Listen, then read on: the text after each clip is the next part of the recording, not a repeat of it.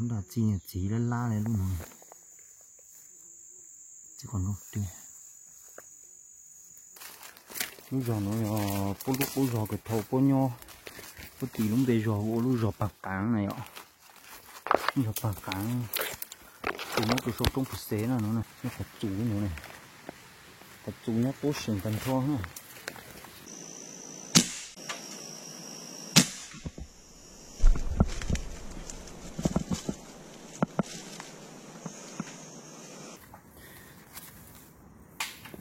hầu đây cái xem ha ôi chưa nó không tự hành mà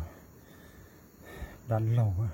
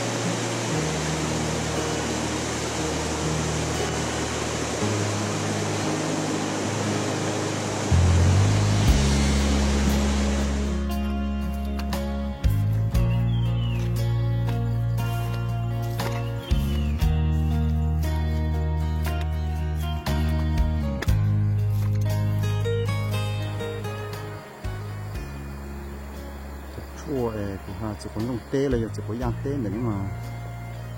chỉ nhau thì không nhanh nhanh nè chỉ có sao thật tài để mình chỉ mua được tài đấy nó cả bố rồi giờ bố lập bố đi bố sông cũng gồ thế rồi chỉ dùng gì đó nhà có tí to thì chỉ là cái trong thì lúc sau cả ta chỉ sử dụng cái bê sông mông mà chứ còn đó nè thì tạm một số cái đó giờ cái không nhiều chút nữa thì tàu chiếc kia nó mong gì tàu chiếc kia nó té lúc họ hả thì cho nó chút trâu tàu cái hàng này gì họ thấy mà nên vậy sang lâu rồi có về lúc trong cái trâu số này số họ có đất trái được xong rồi sau rồi phải sinh đầu rồi nhá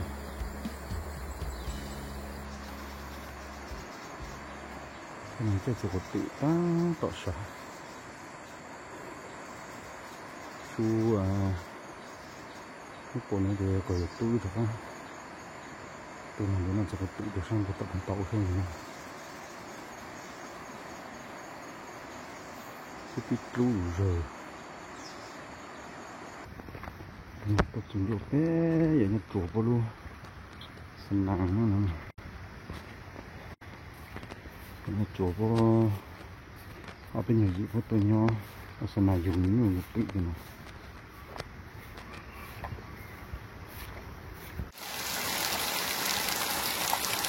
cái chỗ phòng nó nó có tự lên này có vốn trồng tu là tự trồng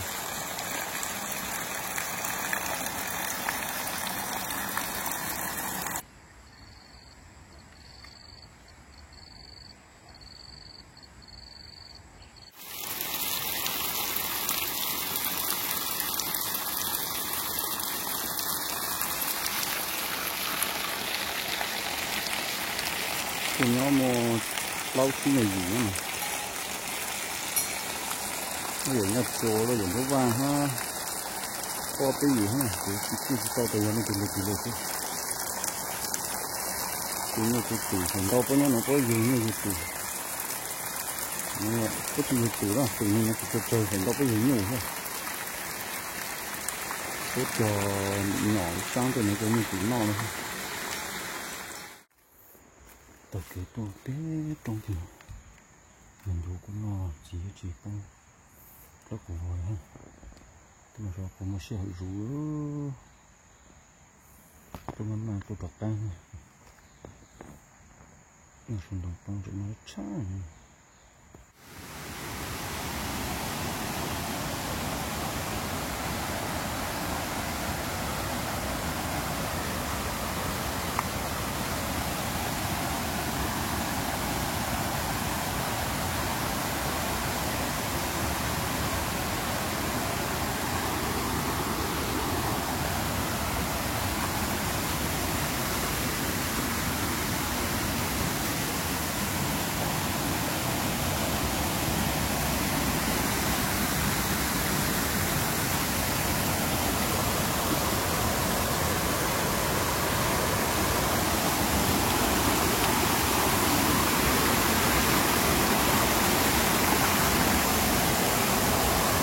แต่นี่มา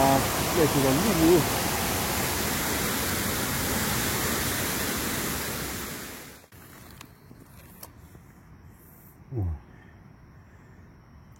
โจลีนี่สิจีนี่สีชานะจีนี่นะนู่นนะ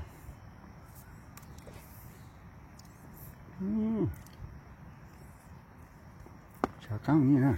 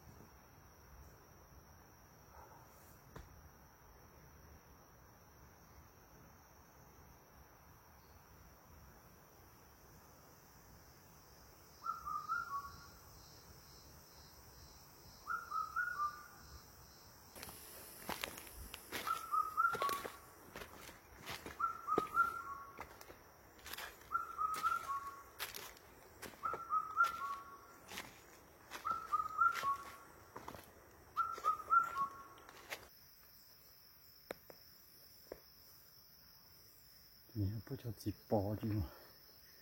จีปอเราโตหรอเนี่ยจีปอจีลักหัวเราโตเลย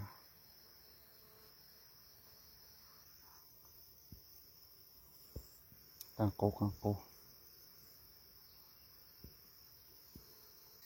ye tôi đọc được bố số cái xén to nó này hay mà nó còn mua được chua nó hả đầu kia ông tôi chỉ mua từ nó được chua mót chi o này chỉ chỉ một bao dê ta chỉ mình chỉ o bây giờ cái cô chỉ nhảy này ô tụi tôi này cá chỉ nó chỉ tôm mỏ nhiều tuổi mót lang ha không gọi là nhà mót cặp phố của chị rồi tôi chỉ mình mót chi này thì hầu giờ nó dùng thế này nhưng mà có máy tôi của tôi lo cho nó ha chỉ có giang tê này chỉ còn dùng tê này cục bè bây giờ chỉ còn dùng tê số cạnh đập lửa số ít là thôi cho nên là con này cho ăn đủ nó này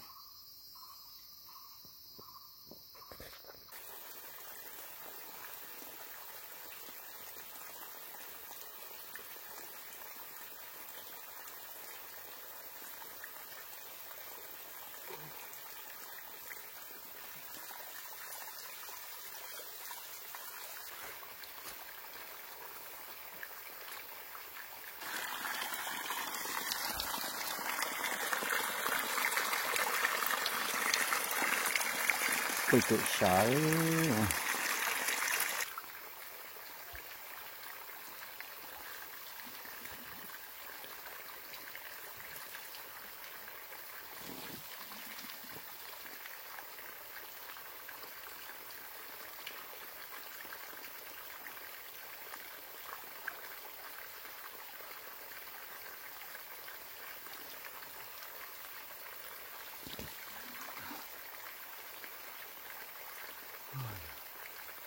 ตัวนึ่งตัวห้อนตัวไก่ป้าไก่ป้ากับตัวnhìn hònนี่เพราะเอาเม็ดเลยเด้กับซันเคฮันน่ะตัวเม้นกับตัวหอนนี่ยังมีอันน่ะทำหอนตัวนึงอยู่ฮันดิเพราะใส่อ้อมอันน่ะทำหอนนั่นติ bố thầm hòn vâng đã lại tôแล้ววะหอนท่าน ô có lại rồi đấy แถวนั้นตัวมิ้นก็หลายแล้วบ่ตัวมิ้นตัวหอนน่ะ ต้องแต่มือพยายามตัวหนึ่ง ส่งหาเมื่อพยายามที่หนึ่ง มันจะขั้นไปเฮ็ดให้ นั่นแหละก็บ่อยากให้ไก่ฮะแล้วคำว่าไก่ฮะเนาะพยายามมันก็คำว่าทึกมันก็เน่าเหมือนตายเลย อายุเคยมีสัตว์ไล่พวก นั่นแหละ เดี๋ยวนี้มันมีไข่เบียด ต้นชี้ตัวใหญ่จะต้นมาโชว์อยู่จ้าโลเจอจะลูกไก่เนี่ยตัวร้อนจังตัวมาตั้งตีเนี่ยตัวมาสูบเป็ดแล้วnóตัวsấy nhà lụi nó giờตัวจะจุ่มmầm lồng mà họ hổ ha trầu tê đôi xiềng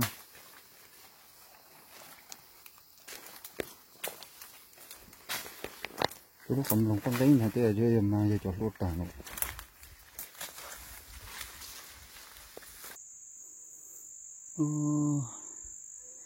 thì nó to sẽ là lết ta bộ nó tới mà chỉ một chút chua nữa cái nó thâu cái túi tôi lo mình to cái túi tôi mua nè cho dùng như chứ nó tao lo đặt chua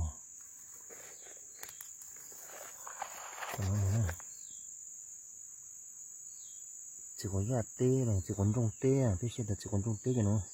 tấm đá lúc nó trên tôm là gió mà chỉ lao vào thế này kìa chỉ nghĩ dùng nó xưa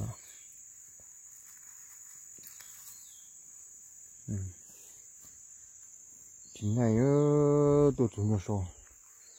cái phụ sen đập bể cho nó tết trời nó tết trời khô nó thế này để thu nó phải còn nhón thì tết trời nó thôi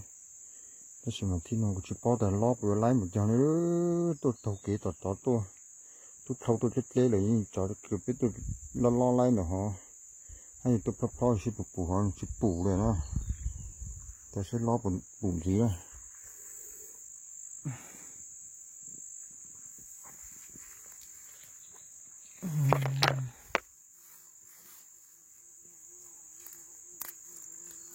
chỉ toàn đầu xuống này chỉ to này chỉ bao này từ mua được chỉ mua nàyแต่มันตีนออกมาปกติเท่าเป็ดตัวไล่ๆมาก็ยิ่งปู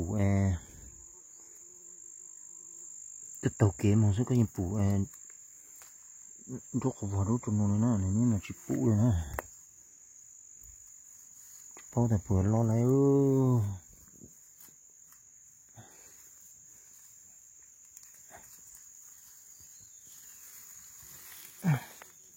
tấm đá chỉ la này luôn chỉ còn không đi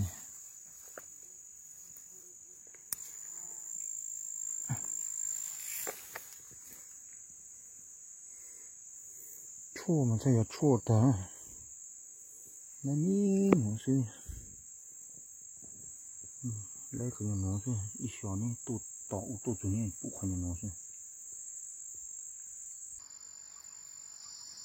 dễ chịu giờ thế lù nó chỉ mua chung nó chẳng chặt chua nó giò chỉ lấy lại nè chỉ còn trong tê này một cái tí thì nó thầu chế sợi túi tôi lon to nè ít vô tôi to lên to ít lo lên nhục kho sẽ chỉ là người xong mấy cái từ ta lấy của tàu tôi những cái chỉ mua nó tôi sợ của tôi thay như vậy đấy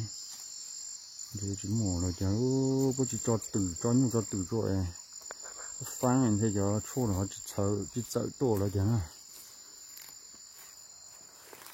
tôi chủ số lời này gì cho pin cho còn tế chỉ mua lên đó giờ này chỉ to cái chuyện nó gì bố lúc cũng giò này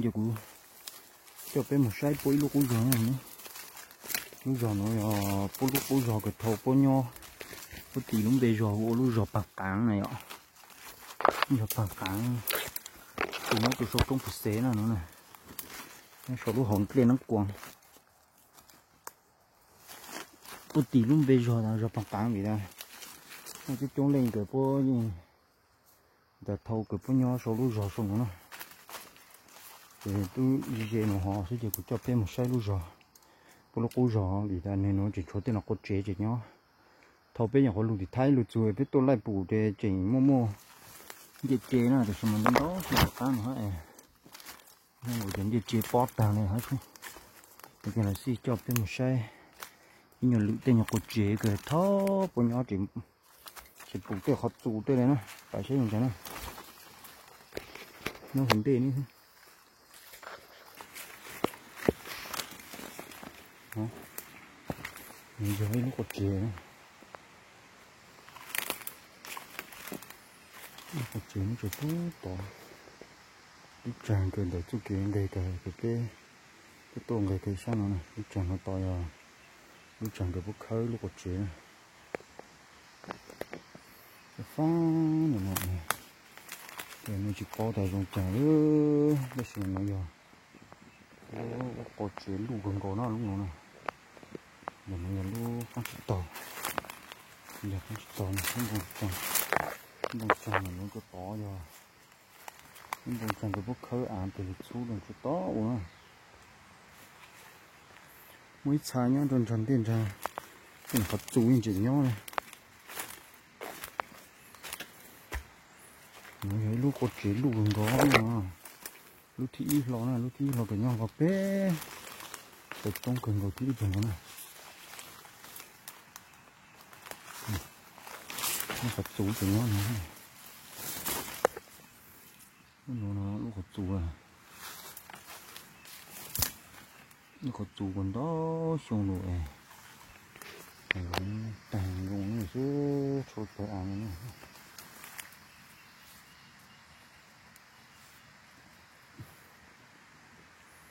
bây giờ trốn một cái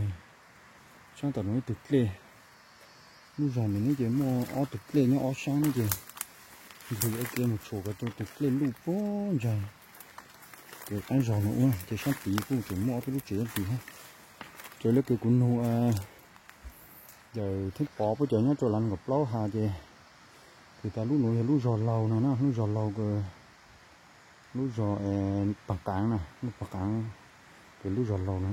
cái này nhá trống xong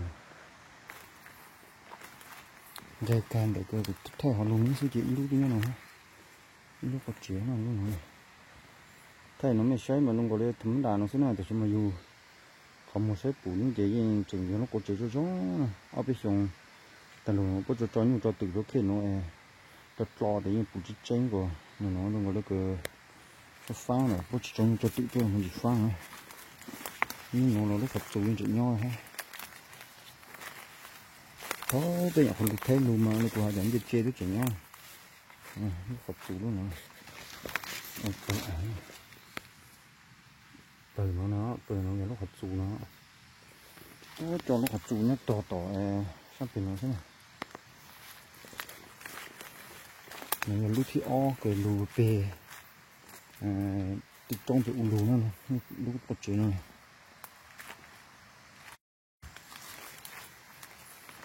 con chít tàu là kèm vào con để ở tròn tông luôn này cái tôi lại thì chú thì nó luôn lỡ sàn cái luôn người hỏi luôn ha cái thịt plau này cái chế thịt plau cường cái bé từ trong cái luôn nhưng nó chỉ luôn hình nó có chế này người em cười bên để cho đông càng rồi tỏ chứ những con thấy nó có chế tốt còn đi nó lỡ sao nó có chuyện to là sao tỷ nó sao tỷ vụ bốn được tên lúc sao tỷ người chỉ mua xin to hay sao tỷ cái lúc tiền lúc của ta cả cái chút kế phục trên đến ra nó này cái người tiền chơi thì chối tù nó phải chủ cái nó này phải chủ nó cố sinh cần thua ha lúc khó thì lúc trung gian nó lúc khó chú lúc khó chủ thâu cái bố cầu tơ lúc khó không thì lúc khó căng lúc khó không lúc khó cầu tơ không phải tu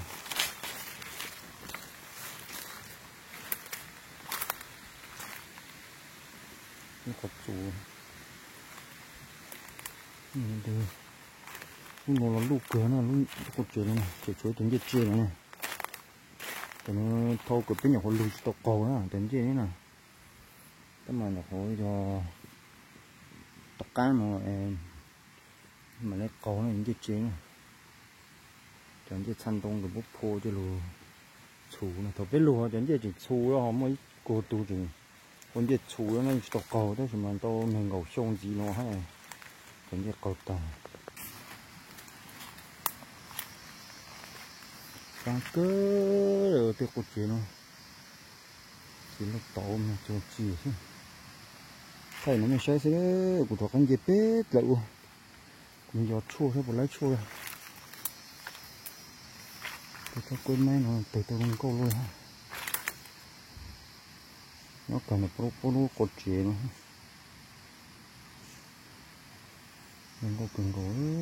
còn nó gỗ của con là chuyện tại là chuyện của tôi trộn tảng rồi cho bên nó chuyển tới không có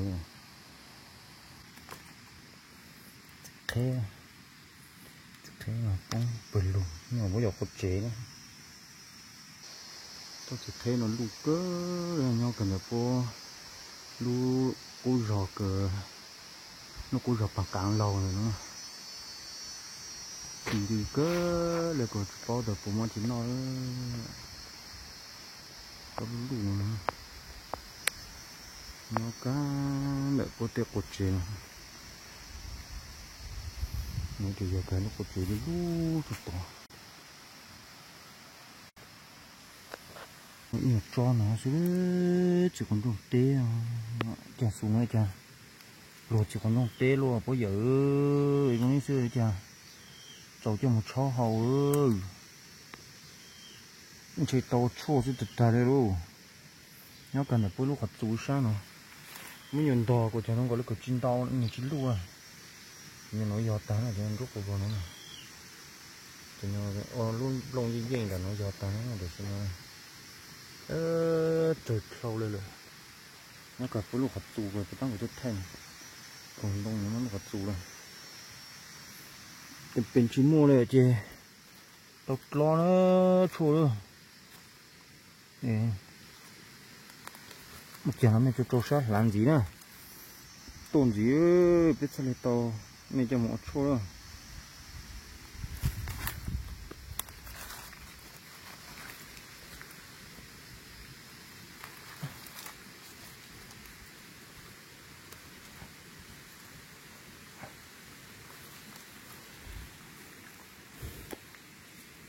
nó nhỏ giờ chỉ giờ thơ của ta lú chế nè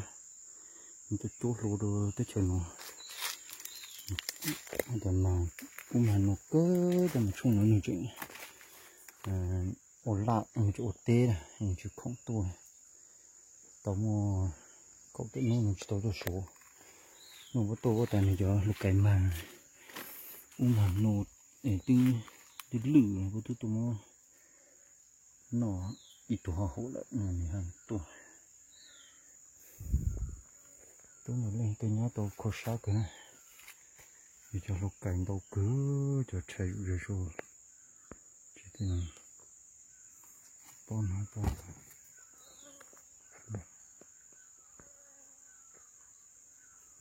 cho nó cho bắt tới chỗ ổ lô cho ổ lô cái kích lên này khá tụi mình nó cho nó cho cáiตัวlót chua ha khá chua tụi mình cái gì cho chua nó dùng cho nên cái nó không phí cái phí này ạ như là cái bên món là nó phí nè nó phí thâu của con này mình nhón rút lì nó được cá nó phí nè ô tô mình cho đây được cá mọc lúp lá hay chỉ lúp lá chỉ là ở lú một gọi là cái cái dưới từng nhiều nè thì một chua chỉ dùng một là này một nhung nữa nè thì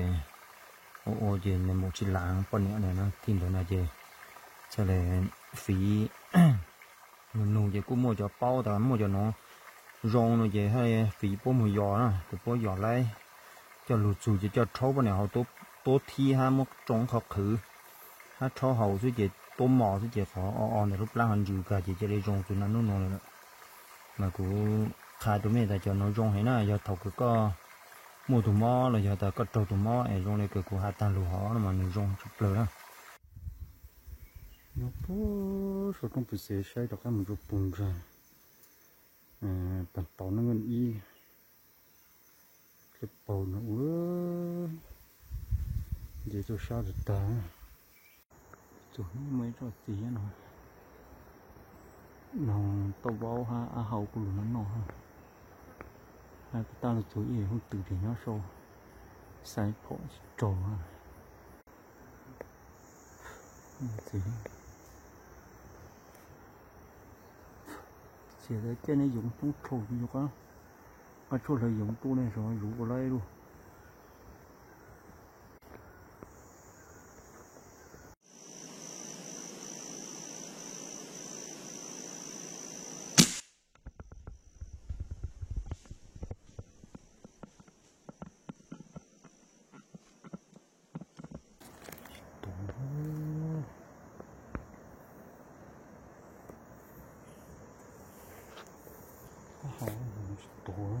trụ lấy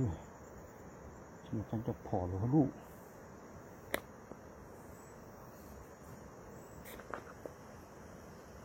trụ cái đấy là chăm pin tận lá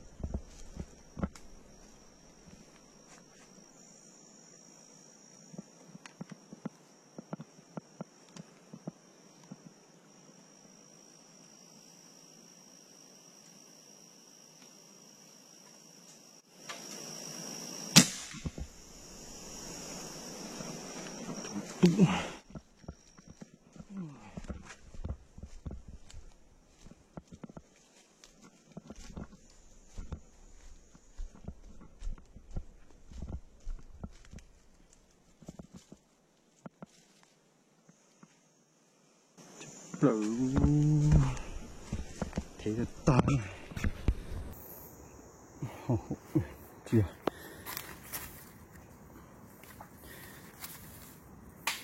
hầu tổ bố số bố nó sản như tổ cho yang khơi chứ mình chung chỉ tổ khla hả gì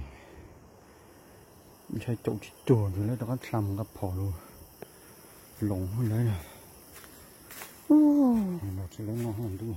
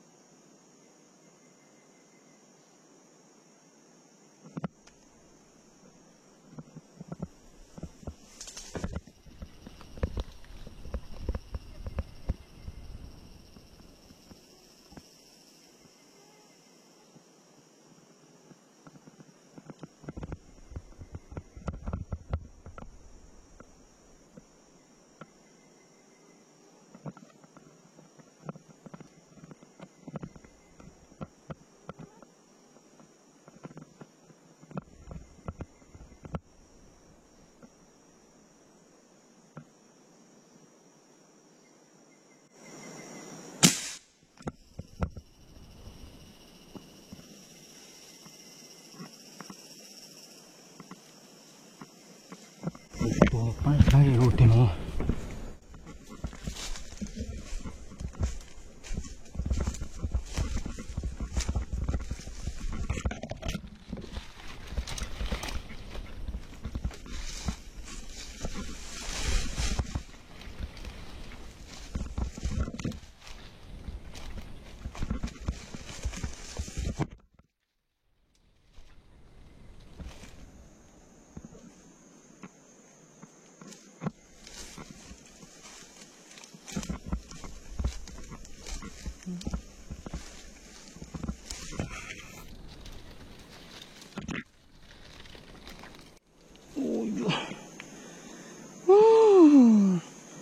lông màn ót tê mà to tú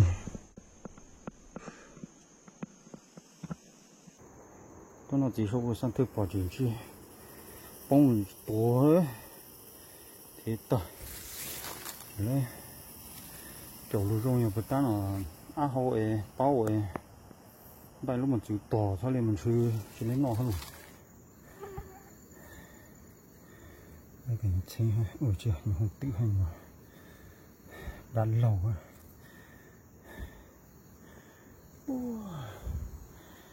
chụp bự tụ ốp phỏ cho nên là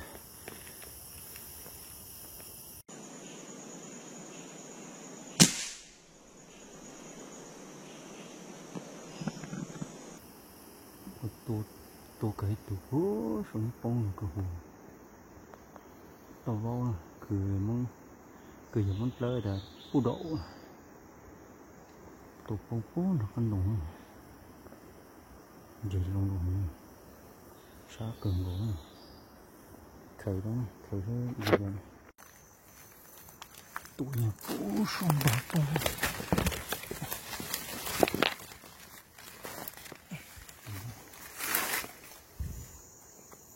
bông đây bông này phụ được nó thế này vậy chung ta tổ thị gọi thức bông rồng luôn rồi hay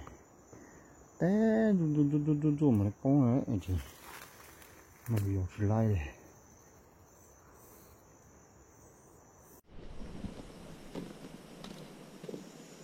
tổng tụ về cái chế tao tổ bông tổ này hơn rồi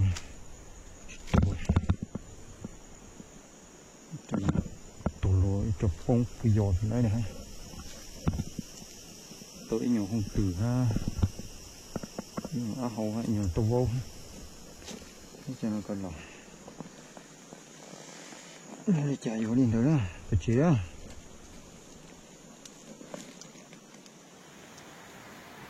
tuần này chỗ tuần nó chỉ tê giờ chụp bé luôn trong rồi nó sát bỏ luôn cái tê lúa tôi trồng tôi cái sự nó này đấy tôi chỉ tọt thâu lúa trong xe nó này tôi chọc bông là từ trong làm gì bây giờ xin chú đó này không được rồi đó trong tay nó cho phải chửi lời thế kì thì ra mới chỉ chuyện được ha xin chú đó mà thay cái xe chỗ đó